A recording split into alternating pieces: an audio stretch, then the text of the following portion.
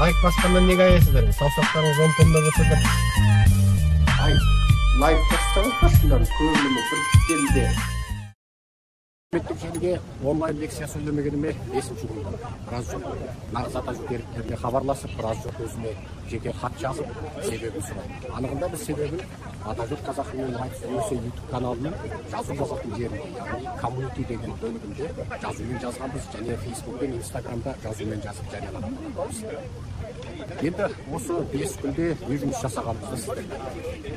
Біріншісі, не үшін мен онлайн саяси ақпараттық, идеологиялық, танымдық, нанымдық лекцияларымды қойдым. Бұл жерде үлкен мән мен мағына бар. Біріншісі, бұл жерде 5-6 себеп бар. Біріншісі, мен өкпеледім. Өзімнің тыңдармандарыма, қазағыма, қарагөз халқыма өкпеледім. Себебі лекция тыңдаушы бар, таратушы жоқ. Лекция тыңдаушы бар, бұған комментарий, лайк басушы жоқ. Бұл жерде комментарий маған нан болмайды, немесе нанға жағып жейтін вареньяда. Бұл жердегі мақсат қазақтың көзін ашу, танымын, нанымын өсіру.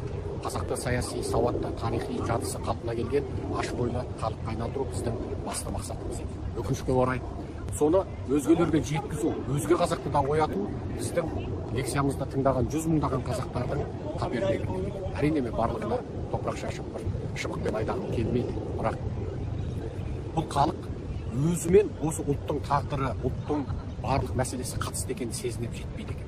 Бейне осы ұлттың мәселесін ат төбелінде азғантай азаматтар мойнына көтеріп алған сияқты, немесе солардың жекеменшік шаруасы сияқты, немесе солардың патенттеп алған ісі сияқты, ал өздерімен қатысы жоқ, өздері қарбалас, өздері бала-шаға асырау керек, кредит жабу керек, жан бағу керек, ал басқа адамдарда бұндай шаруа жоқ сияқты. Солардың жекеменшігі сияқты. Өткенде тіпті ең сорақ әңгімені істедік. Мынандай оқиға болып жатыр, әлгі белсенділер қайда?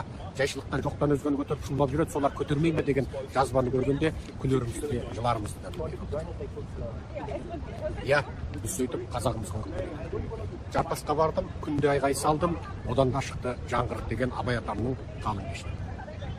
Сөйттім де, сонау 2 ғасырдың алдындағы Абай ақылап үкілеп, қайғырып, жылап, еңіреп, зарлап, сынап, мінеп, және сүйіп, күйіп, жақсы көрген қазақтың 2 ғасырға жуық уақыт өтсе еш өзгермегенін көріп, енді не істедім мен шарасыздықтан онлайн лекция тоқтатып, әлемдеріне таратып, онлайн сөйлеуді тоқтатып.